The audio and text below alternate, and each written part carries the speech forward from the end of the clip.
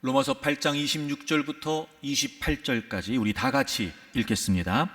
이와 같이 성령도 우리의 연약함을 도우시나니 우리는 마땅히 기도할 바를 알지 못하나 오직 성령이 말할 수 없는 탄식으로 우리를 위하여 친히 간구하시느니라. 마음을 살피시는 이가 성령의 생각을 아시나니 이는 성령이 하나님의 뜻대로 성도를 위하여 간구하심이니라. 우리가 알거니와 하나님을 사랑하는 자 곧 그의 뜻대로 부르심을 입은 자들에게는 모든 것이 합력하여 선을 이루느니라. 아멘. 우리가 위기라고 말할 때 같은 상황을 마주하고 있는 건 맞지만 이 위기에는 두 가지의 측면이 있는 것 같아요. 첫째는 위험입니다. 그 상황이, 그 문제가, 그 형편이 우리를 두렵게 하고 불안하게 하면서 흔들리게 되고 또 흐트러지게 되고 때로는 치명적으로 우리의 인생을 무너뜨리기도 하지요. 그래서 이 위기라고 하는 상황은 위험이라고 하는 측면이 있는 것 같아요. 근데 또 한편으로는 이 위기라고 하는 상황이 기회도 될 수 있겠다 마음이 들어요. 어찌 보면 끝이라고 생각이 되는데 오히려 전혀 생각하지 못했던 새로운 출발이 될 수도 있고, 그 상황과 그 문제 때문에 포기할 수밖에 없었는데 오히려 그 자리에서 새로운 희망을 가지게도 되는 거죠. 물론 그 위기라고 하는 상황이 때로는 버겁기도 하고 또 힘겹기도 하지만 오히려 그것이 우리의 성장과 혹은 변화를 도모해 갈 수 있는 과정이 되기도 한다는 거지요. 그래서 또 한편으로는 이게 기회라고 하는 측면도 있겠다, 이런 마음이 들어요. 여러분 그거 아시죠? 걸림돌과 디딤돌은 같은 돌이라는 거 말입니다. 그래서 똑같은 상황을 마주하고 있지만 이게 누구에게는 위험이 될 수도 있으나 누구에게는 기회가 될 수도 있다는 거죠. 그래서 잘 극복할 수만 있다면, 또 오히려 잘 풀어갈 수만 있다면 이 위기가 위험이 아니라 새로운 기회가 될 수도 있다는 거예요. 그렇게 봤을 때 기도도 그럴 수 있겠다, 이런 마음 들어요. 우리가 어떤 문제 앞에 있습니다.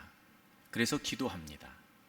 그래서 기도하지만 오히려 더 위험에 빠질 수도 있고, 그런데 그 위기 앞에서 기도할 때 그 위기를 잘 넘어간다면 분명히 그것은 새로운 기회가 될 수도 있다는 거예요.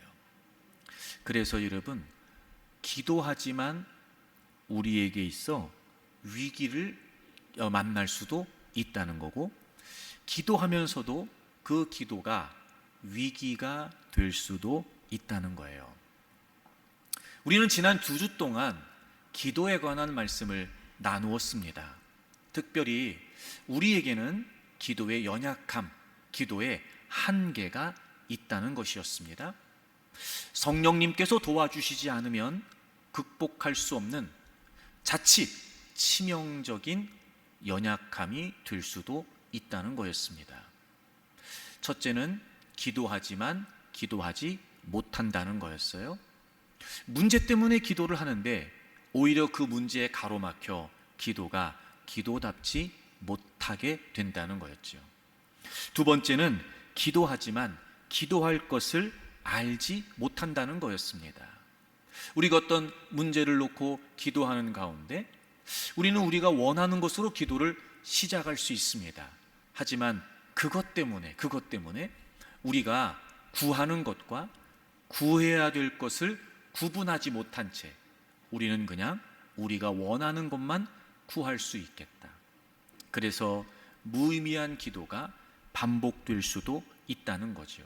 만약 이런 기도의 연약함을 극복하지 못한 채 그 기도의 연약함에만 휩싸여 이렇게 무의미한 기도를 반복하고 있다면 여러분, 우리의 결론은 뻔할 겁니다. 기도해도 소용없다는 거죠. 여러분, 이때가 기도의 위기가 아닐까요? 기도를 안 하는 게 아니고 기도를 하는데 말입니다. 기도하지만 무의미한 기도가 반복되면서 급기야 기도해도 소용없네 이렇게 이르게 된다면 여러분, 기도하지만 분명히 우리는 그 기도가 위기가 될 수 있다는 거예요. 예를 들면 이런 거 아닐까요? 요한복음 11장에 보면 나사로, 마리아, 마르다 이렇게 3남매의 이야기가 등장을 합니다. 어느 날 그 집안에 가장과도 같았던 나사로가 병이 들게 됩니다. 그리고 정황을 미루어 봤을 때 이 병이 급격히 악화가 됐던 것 같아요. 점점 병세가 위독해지고 생사의 기로에 놓일 만큼 다급한 처지가 됩니다. 마리아하고 마르다가 예수님에게 사람을 보내고 이 상황을 예수님께 알려드리죠. 여러분, 적어도 그 문제 속에서 마리아하고 마르다는요, 예수님을 떠올렸다는 거예요. 오빠가 병이 들어서 지금 죽어가고 있는 이 상황에 적어도 예수님께 사람을 보냈다는 건 주님께 대한 믿음이 있었다는 얘기고, 주님이 우리 오빠를 좀 고쳐주셨으면 하는 그런 기대도 있었다는 거 아닐까? 적어도 이런 마음이 있었을 거예요. 예수님이시라면 우리 오빠의 병은 고쳐주실 수 있을 거다. 그래서 그런 형편에 예수님께 사람을 보내고 그 상황을 예수님께 알려드리게 됩니다. 여러분, 그러고 마리아하고 마르다가 예수님을 얼마나 기다렸을까요? 아마 여러분, 계속해서 들락날락하면서, 우리식으로 표현하면 계속해서 들락날락하면서 주님이 언제 오시나 여러분 기다리고 있었을지 몰라요. 오빠는 점점 병들어 죽어가고 있는데, 그런데 말입니다 여러분, 주님이 오시지 않는 거예요. 그리고 오빠가 그 병 때문에 죽게 되죠. 여러분, 그때 마리아하고 마르다의 심정이 어땠을까요? 자, 보세요. 오빠가 병에 걸렸어요. 집안에 기둥가도 같았습니다. 그 오빠가 병들었어요. 다른 조치를 취한 게 아니었어요. 주님이시라면 도와주실 수 있을 거야, 주님이시라면 분명히 우리 오빠를 고쳐주실 수 있을 거야 라고 하는 기대를 가지고 주님에게 사람을 보내 그 소식을 알렸단 말이에요. 그럼 여러분, 어떤 결과가 주어져야 돼요? 기다렸다는 듯이 주님이 오셔서 오빠의 병을 고쳐주셨어야 돼요. 아니 여러분, 당시 상황으로 미루어 짐작해 봤을 때 주님이 병든 사람 고치는 거 얼마든지 행하셨던 일 아니었어요? 그게 주님에게는 그렇게 어려운 일이 아니라 말이에요. 마리아하고 마르다도 모를 리가 없었겠죠. 그런데 여러분, 기다리던 주님은 오시지 않고 오빠가 그 병 때문에 죽게 된 겁니다. 여러분이 마리아하고 여러분이 마르다라면 어떠시겠어요?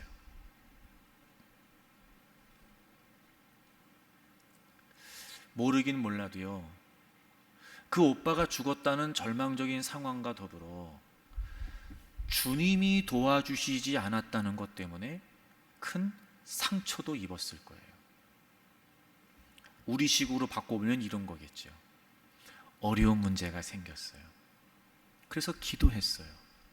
근데 기도해도 아무런 응답이 없는 거예요.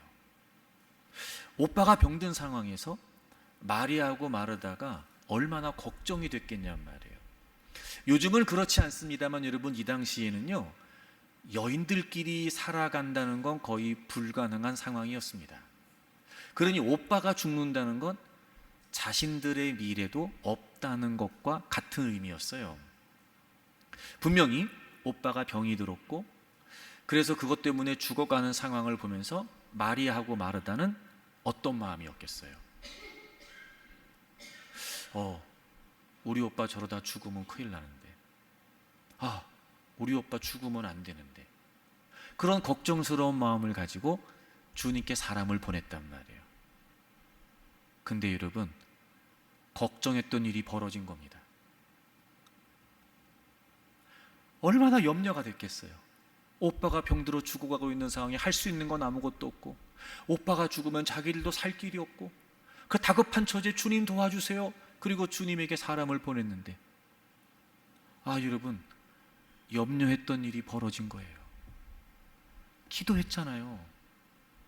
걱정하면서 기도했는데 걱정했던 일이 벌어졌다니까요, 여러분.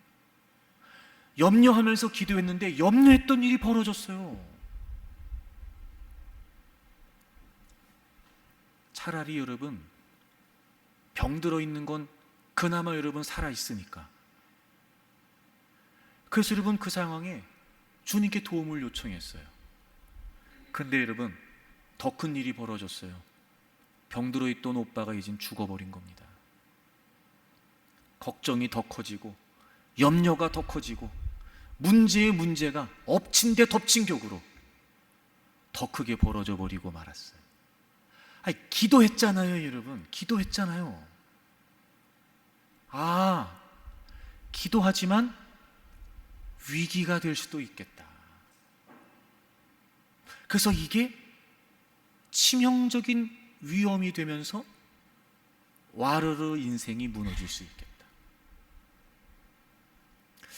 그럼 여러분, 이 장면에서 마리아하고 마르다가 주님께 기도했고 주님께 도움을 요청했어요.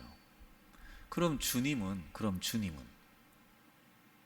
도대체 뭘 하신 걸까? 자, 여러분 요한복음 11장을 찾아보세요.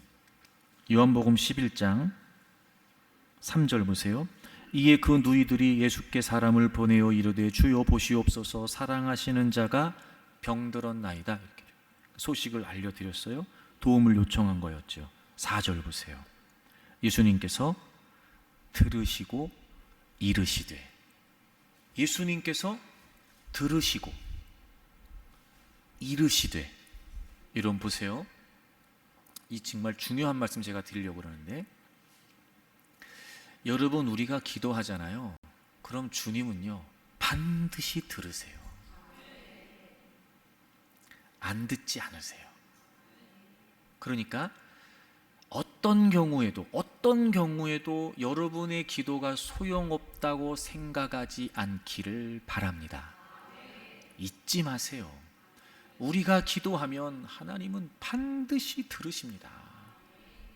힘겹고 어려운 처지에 그 누군가에게도 도움을 요청할 수 없는 막막한 형편에 그래도 나에게는 주님이 계시지, 그런 심정을 담아 주님 저를 도와주세요. 여러분, 우리가 기도하면 주님은 반드시 들으십니다. 아픔과 슬픔과 상처 속에서 그 누구도 위로가 되지 않고 그 어떤 것도 힘이 되지 않을 때, 그래도 내게는 주님이 계시지. 주님의 위로가 필요합니다. 주님의 긍휼이 필요합니다. 주님 저 좀 살펴주세요. 여러분, 그러고 우리가 신음을 토하듯, 때론 여러분 눈물이 앞을 가리고, 때로는 여러분 단어를 이어가기가 어려울 만큼 훌쩍거려가며 하나님 앞에 시간을 보내고 있을 때, 여러분 주님은요 그거 다 들으십니다. 근데 듣기만 하시지 않았어요. 이르시되, 말씀하셨어요. 그러니까 이게 무슨 말이겠어요? 응답하셨다고요. 뭐라고요? 이 병은 죽을 병이 아니라 하나님의 영광을 위하며 하나님의 아들이 이로 말미암아 영광을 받게 하려 함이라. 이 병은 죽을 병이 아니다. 이 말씀은 죽음으로 끝나지 않는다. 즉 죽는다고 끝이 아니라는 거예요. 죽는 게 끝이 아니라는 거예요. 주님이 응답해 주셨어요. 자, 그럼 여러분 다시 생각해 볼까요? 자, 오빠 나사로가 병들어 죽어가고 있어요. 마리아하고 마르다가 주님께 기도했어요. 그리고 주님께서 응답하셨어요. 뭐가 문제예요? 뭐가 위기라는 거예요, 도대체가? 여러분, 이 당시 이 상황에서 마리아하고 마르다의 절망과 좌절의 이유가 뭐였냐면, 자, 그 뒤를 좀 가보실까요? 21절. 예수님께서 오셨어요. 그리고 마르다가 예수님께 이렇게 얘기해요. 21절. 마르다가 예수님께 얘기하는 거죠. 주께서 여기 계셨더라면 내 오라버니가 죽지 아니하였겠나이다. 그런데 여러분, 마리아도 똑같이 얘기를 해요. 32절 보세요. 마리아가 예수님 계신 곳에 가서 배웠고 그 발 앞에 엎드려 이르되 주께서 여기 계셨더라면 내 오라버니가 죽지 아니하였겠나이다. 똑같아요. 여러분, 예수님이 오셨어요. 물론 지금 나사로는 이미 죽은 지 나흘 됐어요. 죽은 지 나흘 됐고, 그리고 예수님께서 나사로의 집에 오셨단 말이에요. 그때 마리아하고 마르다가 예수님을 만나서 한 얘기가 똑같아요. 주님께서 여기 계셨으면 우리 오라버니가 죽지 아니하였겠나이다, 이렇게 얘기를 하는 거예요. 여러분, 이게 무슨 말이겠어요? 마리아하고 마르다의 심정, 마리아하고 마르다의 마음을 우리가 알 수 있는 내용이죠. 주님이 여기 계셨으면 우리 오라버니가 죽지 않았을 겁니다, 이렇게 얘기한 거죠. 첫째, 왜 이제 오셨냐는 거죠. 왜 이제 오셨냐는 거예요. 둘째, 왜 우리 오빠 안 고쳐줬냐는 거예요. 그렇죠? 주님이 여기 계셨으면 우리 오라버니가 죽지 않았을 거예요, 이 말이니까 빨리 와서 우리 오빠를 고쳐주셨으면 될걸. 아니, 우리 오빠 다 죽었는데 왜 이제 오셨냐는 거예요. 다시 말하면 이제 오신 게 무슨 소용이냐는 거죠. 그러면 여러분, 이 마리아하고 마르다의 이야기 속에 우리 뭘 할 수 있냐면 마리아하고 마르다가 뭘 원했는지를 알 수 있죠. 마리아하고 마르다가 원했던 건 뭐였어요? 오빠가 죽기 전에 예수님이 오셔서 병든 우리 오빠 고쳐주는 거예요. 근데 주님은 오시지 않았고 오빠는 그 병 때문에 죽었어요. 그리고 마리아하고 마르다가 똑같이 둘이 앉아가지고 쳐다보면서 이 얘기 한 거예요, 둘이. 주님이 왜 안 오셨어? 우리 오빠가 죽었는데 주님 뭐 하시는 거야? 아니, 고쳐달라고 그렇게 얘기했는데 주님은 오시지도 않고 이렇게 우리 오빠 죽게 내버려 두신 거야? 둘이 그러고 있었던 거예요. 근데 죽은 지 나흘 만에 주님이 오셨어요. 그러니까 제일 먼저 하는 말이 무슨 말이에요? 이 말이에요. 주님이 여기 계셨으면 우리 오빠 안 죽었습니다. 그러면 여러분 보세요. 다시 마리아하고 마르다는 기도했어요. 주님은 응답하셨죠. 근데 지금 마리아하고 마르다는 그게 다 소용없다는 거예요. 아니, 여러분, 기도했고 응답하셨는데 뭐가 문제예요? 그치요? 여러분, 우리가 기도하지만 왜 위기에 빠지는지 아세요? 왜 기도하지만 우리가 기도가 무의미하다, 소용없다고 느끼는지 아세요? 우리가 지금 응답에 관해 잘못 생각하고 있는 거예요. 보세요. 우리가 기도할 때 주님은 반드시 응답하세요. 우리가 기도할 때 주님은 들으시고 응답하세요. 이건 변하지 않아요. 이 중요하단 말이에요. 우리가 기도할 때 주님은 들으시고 응답하신다. 근데 뭐가 문제예요? 기대한 대로 응답하시는 게 아니고 응답하신 대로 기대하는 거예요. 기도하지만 위기를 만날 수 있다니까요. 이유가 어디 있냐? 기도하고 주님이 안 들으시고 주님이 응답하지 않으시고 이러면 또 문제가 달라요. 근데 그게 아니고 우리가 기도하면 주님은 들으시고 응답하세요. 근데 우리 입장에서는 기도해도 소용없네. 이게 왜 그래요? 우리는 우리가 기대한 대로 응답하시기만을 원하는 거예요. 근데 그게 아니고 우리는 기도하고 주님이 응답하심, 우리는 응답하신 대로 기대하는 거예요. 자, 보세요. 이런 겁니다. 기도하지만 위기를 만날 수 있어요. 즉, 양측면이 다 있어요. 기도하지만 위기를 만났을 때 그게 치명적인 위험이 될 수 있어요. 그런데 기도하지만 위기를 만났을 때 오히려 그것이 기회가 될 수 있어요. 잘 들으세요. 이런 거죠.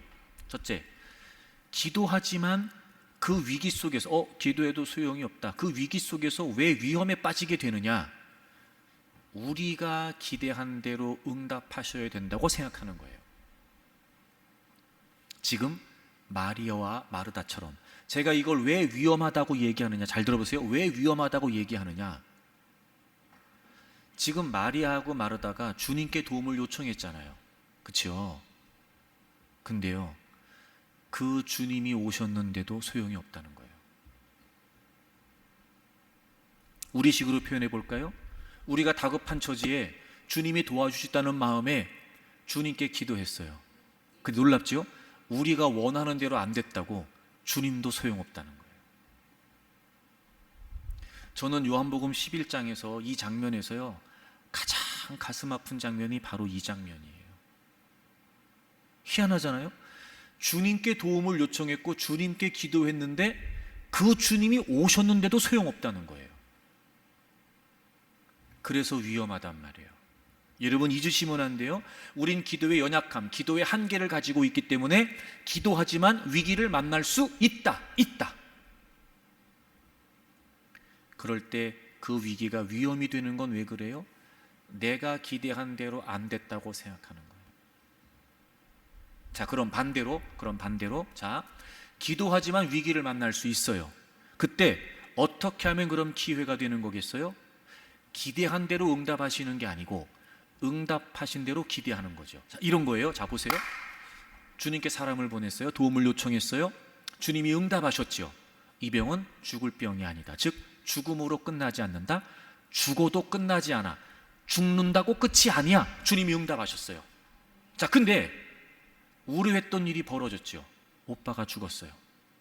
하지만 주님은 응답하셨어요. 야, 죽는다고 끝이 아니야. 야, 죽어도 끝난 거 아니다. 그러면 응답하신 대로 기대한다면 어떤 마음 가지겠어요? 죽었는데 오빠. 야, 우리가 보기엔 끝인데. 아니, 여기서 무슨 기대를 할 수 있고 무슨 희망이 있어? 절망인데. 그럼에도 불구하고 주님이 응답하셨어요. 야, 죽는다고 끝나지 않아. 그러면 그 응답대로 우리가 기대한다면 우리가 보기엔 끝인데 이게 끝이 아니면 주님이 뭘 하시겠다는 거야? 야, 이게 끝이 아니야? 그럼 우리가 모르는 또 다른 시작이 있는 거야? 야, 이게 그냥 끝인데 주님이 끝이 아니라고 하신 걸 보면 주님이 새로운 무언가를 하시겠다는 걸까? 여러분, 응답하신 대로 기대하면은요, 오히려 우리가 눈에 보기엔 끝장났지만 오히려 그때부터 새로운 기대를 품게 돼요. 그러니까 그때부터 사실 기도는 더 힘이 생기게 돼요. 그때부터 기도는 더 간절해지기 시작해요. 왜냐하면 분명히 내가 보기엔 끝났는데 주님은 끝이 아니라고 말씀하셨으니까 끝이 아니라고 말씀하신 그 주님의 응답대로 되기를 원하는 마음에 더 간절히 주님께 매달리게 된단 말이에요. 기회지요, 여러분, 기회. 그리고 실제로 주님은 나사로가 죽은 지 나흘 됐지만 말도 안 되는 일을 행하셨어요. 그 죽은 나사로를 살리셨다니까요. 그러니까 기도하지만 우리는 얼마든지 기도의 한계 때문에 위기를 만날 수 있다. 그때 혹 내가 기대한 대로 응답하지 않으셨다고 해서 기도도 소용없어. 야, 주님으로 안 되는구나. 위험에 빠질 것이 아니라 오히려 주님이 응답하셨다면 그때부터 주님이 응답하셨다면 어떻게 하실까? 그 주님의 응답을 이유로 기대하면서 기도하게 되면 끝이 아니고 시작이 되고 절망이 아니고 희망이 된다는 거죠. 그래서 기회가 될 수 있다는 거예요. 제가 금요기도 때 여호수아 5장 6장 설명하면서 그런 얘기했는데 이런 거예요. 이게 달라요. 똑같은 상황이. 자, 오빠가 죽었다는 똑같은 상황인데 기대한 대로 응답하시지 않았다는 것 때문에 절망하는 사람은 이렇게 할 거예요. 주님이 이렇게 하신다고 이렇게밖에 못할 거예요. 근데 응답하신 대로 기대하는 사람은 주님이 어떻게 하실까? 이렇게 얘기할 거예요. 이게 달라요. 사랑하는 교우 여러분, 우린 기도의 한계를 가지고 있어요. 이건 누구나 다 마찬가지입니다. 그렇기 때문에 기도하지만 기도하지 못하는, 기도하지만 기도할 것을 알지 못하는 이 기도의 한계 때문에 우리는 기도하면서 끊임없이 기도의 위기를 만날 수 있다는 거예요. 그때 우리가 놓치면 안 돼요. 우리가 기도하면 주님은 들으시고 응답하신다. 혹 지금 여러분이 기도하지만 여러분의 기도의 열심이, 여러분의 기도의 열정이 식어질 만큼 무언가 지금 여러분 상황 자체만 놓고 봤을 때 여러분의 기도가 무의미하고 소용없다고 여겨지는 상황이 됐다 하더라도 잊으시면 안 돼요. 우리가 기도하면 주님은 들으시고 응답하신다. 그리고 그때부터 응답하신 대로 기대하면 돼요. 그러면 오히려 그 기도의 위기는 우리에게 새로운 기회가 된다는 거예요. 자, 그렇게 봤을 때 제가 지난 2주 동안 기도의 본질에 관해 여러분의 말씀을 드렸어요. 기도가 무엇이냐, 기도가 무엇이냐, 기도가 뭐냐, 기도가 뭐냐. 기도는 예수님의 이름으로 하나님 앞에 나아가는 거예요. 기도가 뭐예요? 그래서 하나님 앞에 나아갔다면 그 하나님 앞에서 나를 비추어 보는 거죠. 그 제가 조율이라고 얘기했어요. 그래서 마침내 어떻게 하는 거예요? 기도는 내 뜻을 이루는 수단이 아니라 하나님의 뜻이 나를 통해 이루어져가는 과정이다. 이게 기도의 본질이에요. 그렇죠, 여러분? 자, 그렇게 봤을 때 이게 기도의 본질이라면 기도에서 제일 중요한 게 뭐겠어요? 기도에서 제일 중요한 거, 기도는 예수님의 이름으로 하나님 앞에 나아가는 거예요. 그리고 그 하나님 앞에서 내 생각을 비추어 보는 거죠. 그래서 조율이 돼서 마침내 기도는 내 뜻을 이루는 수단이 아니라 하나님의 뜻이 나를 통해 이루어져가는 과정이 되는 거예요. 이게 기도라면 여러분, 기도에서 가장 중요한 게 뭘까요?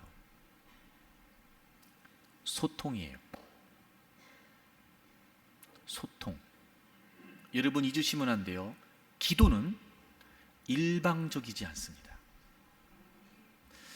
기도는 우리가 기도할 때 우리의 기도를 들으시는, 즉 우리의 기도의 대상이신 하나님이 계세요. 그 제가 늘 여러분에게 강조했어요. 기도는 관계다. 관계. 대상이 없지 않아요. 우리의 기도를 들으신 하나님은 살아계신 하나님이세요. 우리가 기도할 때는 반드시 우리의 기도의 대상이 계시다는 걸 잊으면 안 돼요. 상대가 있다는 거, 대상이 있다는 건 관계를 말하는 거예요. 그럼 그 관계가 계속해서 지속되려면 뭐가 필요해요? 소통이 필요하죠. 여러분, 이건 너무 당연해요.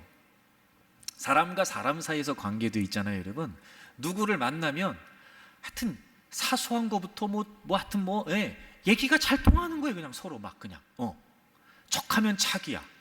소통이 되고 공감이 되고 때로는 이견이 있을 수 있으나 서로를 존중하면서 대화를 이어가는 과정에 뜻이 또 조율되고 소통이 되고.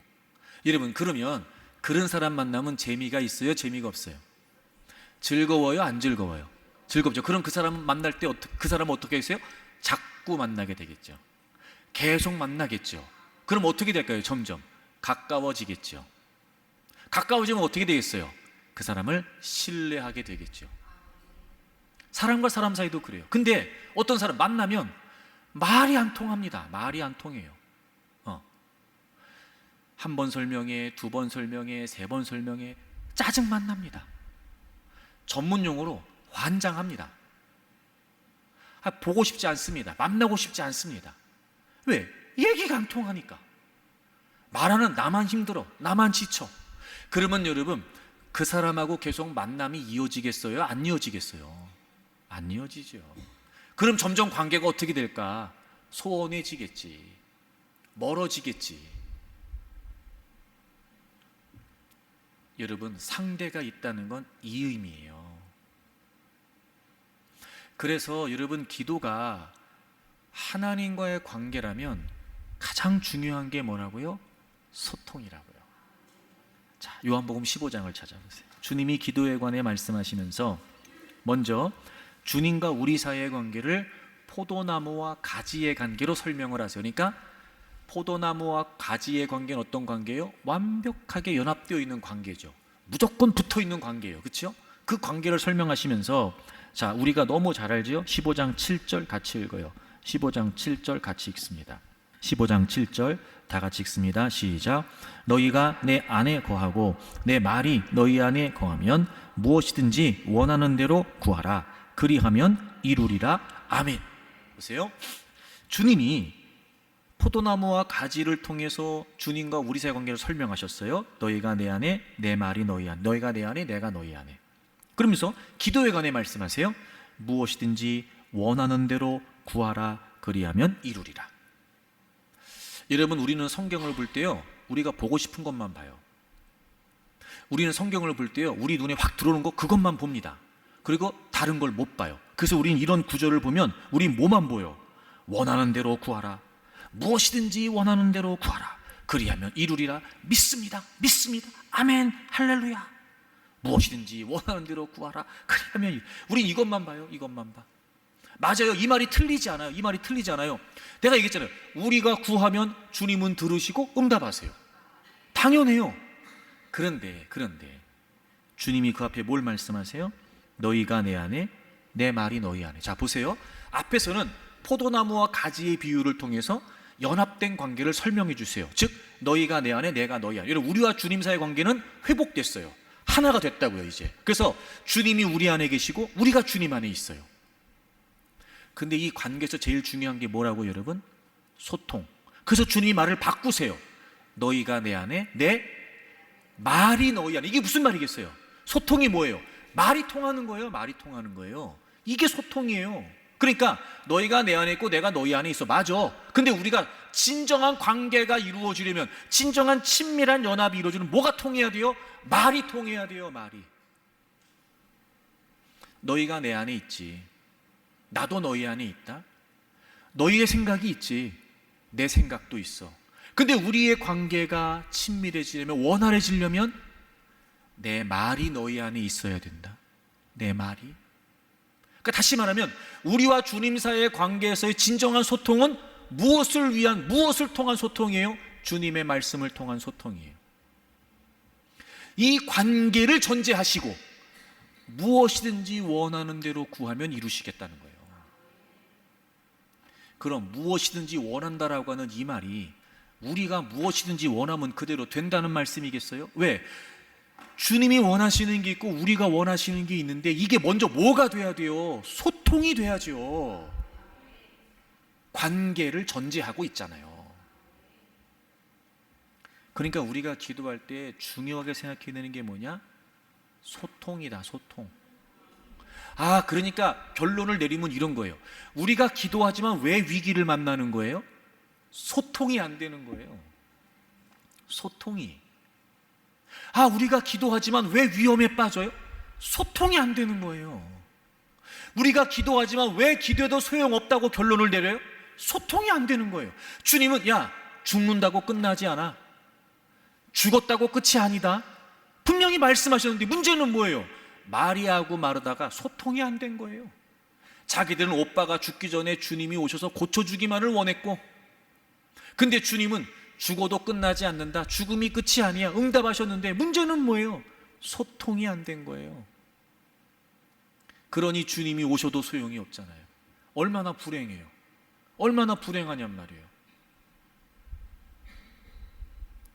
그래서 중요한 건 뭐냐면 우리가 기도할 때 누구를 놓치지 말아야 돼요? 주님을 놓치지 말아야 돼요. 자, 제가 여러분에게 질문하면 여러분은 그냥 주님이라고만 답하시면 돼요. 자, 제가 답도 다 알려드렸으니까 자, 겁내지 마시고 대답을 하세요. 자, 누가 도와주세요? 누가 해결해 주세요? 누가 풀어주세요? 누가 열어주세요? 누가 고쳐주세요? 그럼 우리한테는 누가 중요해요? 근데 우린 기도할 때 주님이 그닥 중요하지 않아요. 우린 일단 시작할 때 주님 그리고 부르고 시작해요. 그리고 마치 주님은 안 계시다는 듯이 우린 우리 얘기만 해요. 그리고 심지어는 우리는 우리가 원하는 대로 무조건 이루어져야 돼요. 그래서 우리는 심지어 주실 줄로 믿습니다까지 해요. 주님은 아랑곳하지 않아요. 그래서 우리는 될 줄로 믿습니다 이렇게까지 해요. 주님은 관심도 없어요. 그러니까 기도하지만 위기에 빠지는 거예요. 기도의 가장 중요한 핵심은 주님이세요. 왜? 그래야 소통이 되죠. 소통이. 그러니까 여러분, 우리가 기도하지만 우리는 기도 연약함 때문에 위기를 만날 수 있다. 혹 지금 여러분의 기도가 그런 상황이래요. 뭔가 막혀있는 듯하고, 뭔가 기도하지만 기쁨도 소망도 평안도 없다고 느껴진다면 지금 뭐가 안 되고 있다? 소통이 안 되고 있다. 그러니까 뭘 해야 돼요? 소통. 그래서 막 우리가 기도의 위기를 만났다면,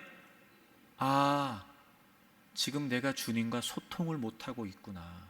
자, 그럼 우리는 기도를 어떻게 바꿔야 될까요? 주님은 뭘 원하시는 걸까? 주님은 뭐 하라고 하시는 걸까? 주님은 나에게 어떤 뜻을 갖고 계시는 걸까? 내 기대를 잠시 내려놓고 주님의 응답에 마음을 둬야 돼요. 그래서 기대한 대로 응답하시는 것이 아니라 응답하신 대로 기대하기 시작하면 기도가 열리기 시작해요. 여러분, 기도가요, 그때부터 즐거워지고 재밌어져요. 진정한 기도의 은혜를 맛보게 되죠.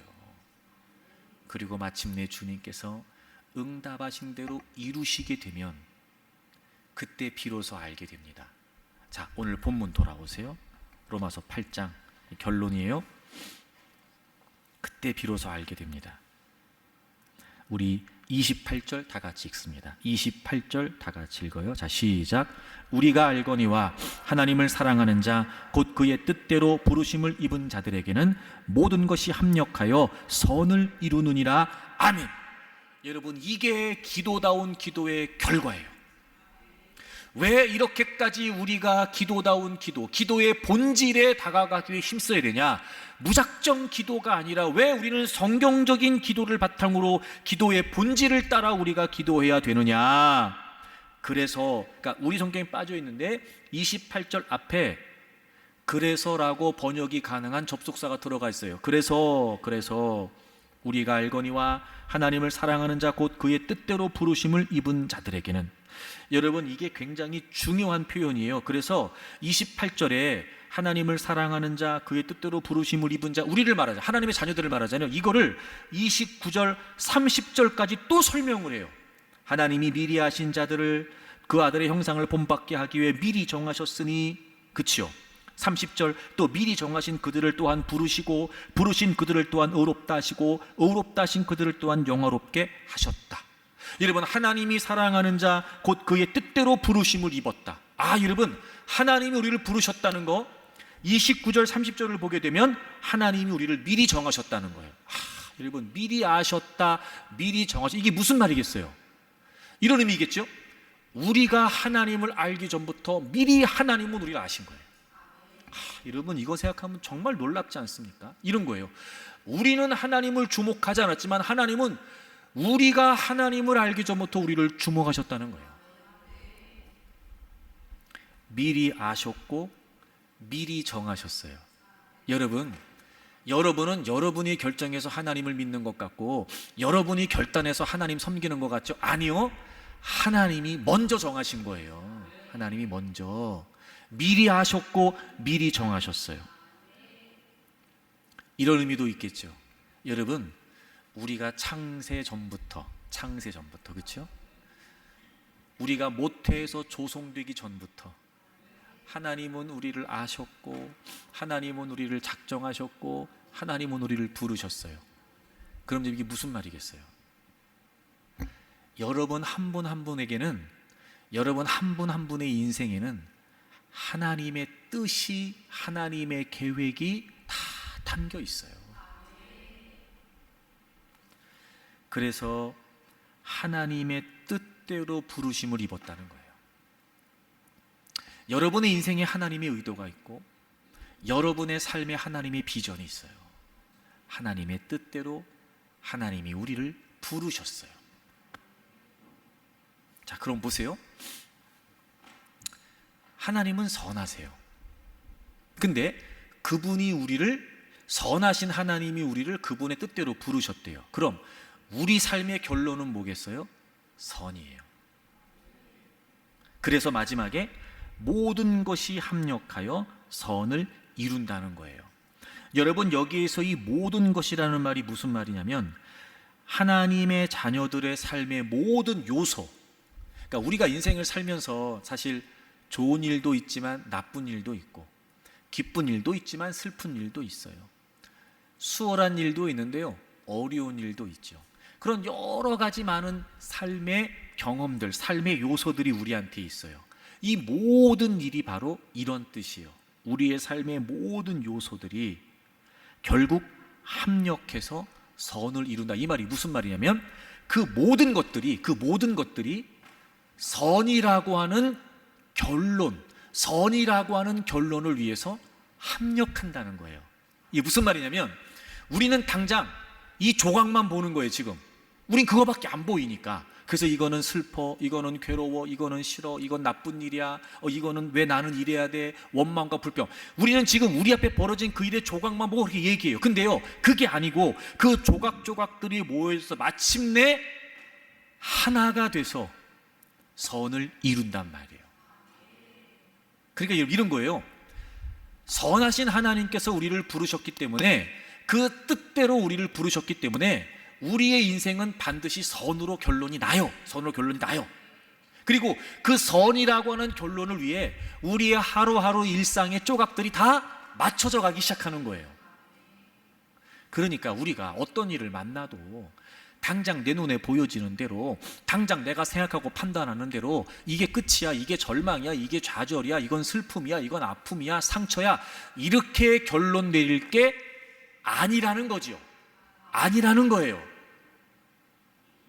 그러니까 우리가 왜 기도다운 기도를 해야 되느냐? 그 기도를 통해 하나님 앞에 나아가 내 생각을 하나님 앞에 조율하며 마침내 하나님의 선하신 뜻을 따라 우리가 살아가게 되면 결국 그 끝의 결론은 선이니까 우리가 기도를 통해 그걸 깨우치게 된다는 거예요. 그래서 하나님의 뜻을 알고 그 하나님의 뜻을 이루어가기 위해 하루하루를 살게 되면 결국 내 삶에는 선이 남는단 말이에요. 그게 결론이 된다는 거죠. 어찌 보면 지금 당장은 전혀 내 인생에 의미 없는 일 같고, 또 어제 겪었던 일과 오늘 겪었던 일이 아무런 상관도 없어 보이는 것처럼 우리는 생각될 수 있어요. 우리가 보기엔 다 각각으로 보이고 다 분리된 일로 보이고 다 제각각된 일로 보일 수 있어요. 하지만 그 모든 것들이 우리의 기도, 성령님의 도우심, 그래서 하나님의 인도하심을 통해 마침내 선이 된다는 거예요. 여러분, 우린 그걸 믿는 거죠.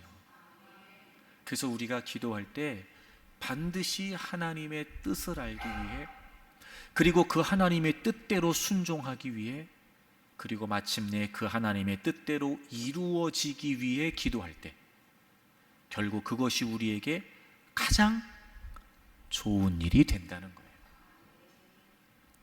지금 여러분 앞에 절망적인 상황이 있다 해도 여러분 절망하지 마세요. 혹시 그게 여러분이 좀 감당하기 어려운 일이라고 해도 그것 때문에 여러분 힘들어하거나 아파하지 마세요.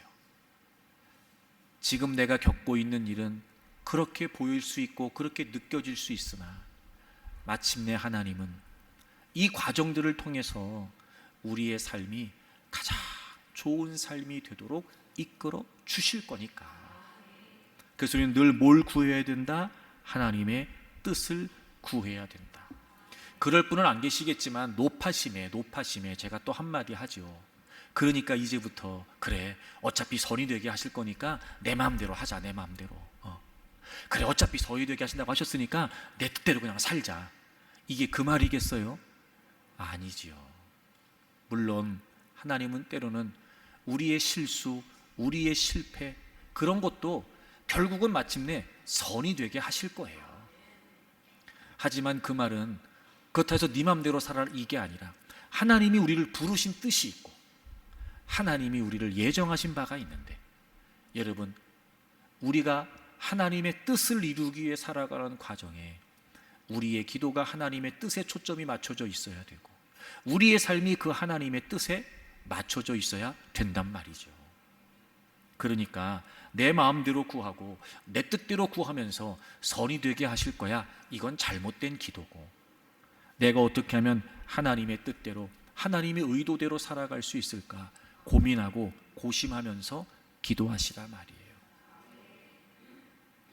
저는 이 기도에 관한 이야기를 하면 참 부러운 대목이 한 장면이 있어요.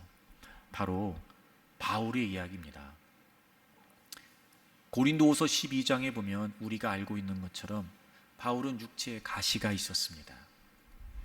어떤 학자는 간질이라고, 또 어떤 학자는 안질이라고도 이야기를 해요. 거기 보면 예수님께 3번을 기도해요. 고쳐달라고. 그러니까 그 말은 꼭 고침받고 싶었던 거예요. 그러니까 3번을 기도했다는 건 바울이 얼마나 치유를 원했는지를 우리가 알 수 있죠. 그도 그럴 것이 능력을 행하고 병자를 일으키고 심지어 죽은 자도 살렸던 바울인데, 자신의 병 하나 고치지 못한다면, 여러분 입장을 바꿔놓고 생각해 보세요. 얼마나 거시기 하냔 말입니다. 정말 고치기를 원하는 마음으로 기도했어요. 근데 주님이 응답하시죠. 자, 고린도후서 12장을 찾아보세요. 고린도후서 12장 9절입니다. 나에게 이르시기를, 응답하신 거예요. 주님이 내 은혜가 내게 족하도다, 이런 거예요. 주님 고쳐주세요. 주님 고쳐주세요. 저 힘들어요. 아파요. 괴로워요. 주님 고쳐주세요. 3번을 기도했는데 주님이, 야, 그만하면 됐어. 그만하면 됐어. 야, 너 그 정도 살면 된 거야. 무슨 말이에요? 안 고쳐주시겠다는 거예요. 안 고쳐주시겠대요. 다시 말하면 이 말은 무슨 말이에요? 너 평생 그냥 그렇게 살아. 평생. 내 은혜가 내게 족하다. 그럼 주님이, 이는 내 능력이 약한 데서 온전하여지며, 이게 무슨 말이에요?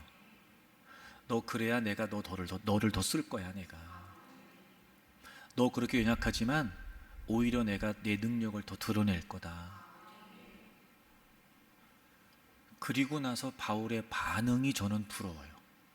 그 뒤를 보세요.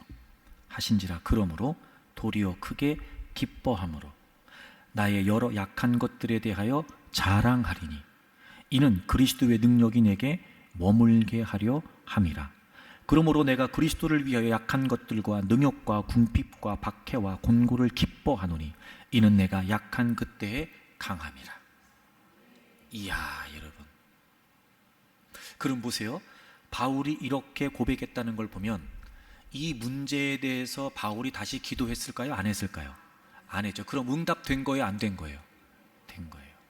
이런 거죠. 기대한 대로 응답하시지 않았어요. 근데 바울은 응답하신 대로 기대했죠. 주님이 내가 약하지만 더 강함을 드러내시겠다고. 그랬더니 바울은 오히려 기뻐했어요. 심지어 그 연약함을 자랑할 정도, 다시 말하면 그 연약함이 자신에게는 더 이상 거리낌이 없는 거예요. 어떤 영향력도 자신의 존재에, 자신의 사역에, 자신의 삶에 영향이 안 되는 거예요. 그리고 더 당당하고 자신 있게 사역을 감당하면서 오히려 하나님의 능력이 자신을 통해 더 크게 나타나게 될 것을 기대하게 된 거예요. 여러분, 기도했으나 치유되지 않아 위기를 만날 수 있을 때, 그는 하나님이 응답하신 대로 기대하면서 오히려 이 기도의 위기가 기회가 된 거예요. 이렇게 하나님의 뜻이 중요해요. 그래서 마침내 하나님은 그 하나님의 뜻대로 바울을 쓰시고 가장 아름다운 인생 됐잖아요. 선한 인생 됐잖아요, 여러분. 주님이 우리를 이렇게 이끌어 가신다는 거예요. 사랑하는 교우 여러분, 우린 감출 수 없는 기도의 연약함이 있습니다. 하지만 괜찮아요. 성령님께서 도와주시겠다고 약속하거든요. 그러나 우린 여러분 기도하지만 그래서 위기를 만날 수 있어요. 하지만 얼마든지 그 위기가 기회가 될 수 있다고요. 이제는 우리가 문제 이전에 하나님께 더 집중하고 해결 이전에 하나님의 뜻을 더 사모하면서 우리의 기도가 기도다운 기도가 되기를 바랍니다. 무엇보다 여러분 한 분 한 분을 부르신 하나님의 선하신 뜻이 있는데 어떤 모양 어떤 모습이라도 괜찮습니다. 그런 주님이 여러분을 부르셨고 여러분을 쓰시려는 계획이 있으시니 여러분 한 분 한 분을 하나님의 선하신 도구로 사용해 주실 것입니다. 그러니 여러분 이제 기도할 때마다 하나님, 하나님의 선하신 뜻대로 저를 써주십시오. 하나님의 뜻대로 이루어지는 것이 선한 일임을 제가 믿겠습니다. 그리고 늘 하나님의 뜻이 무엇인지를 구하고 그 하나님의 뜻대로 순종하기로 결단하십시오. 그렇게 하루하루 하나님의 뜻을 따라 순종하는 삶을 통해 하나님은 여러분의 삶에 아름다운 일들을 주실 것이고 그런 여러분의 인생을 통해서 하나님이 계획하신 선한 역사를 이루어 주실 줄로 믿습니다. 기도하는 우리가 되어서 그렇게 기도하는 우리가 하나님의 선하신 도구로 사용되기를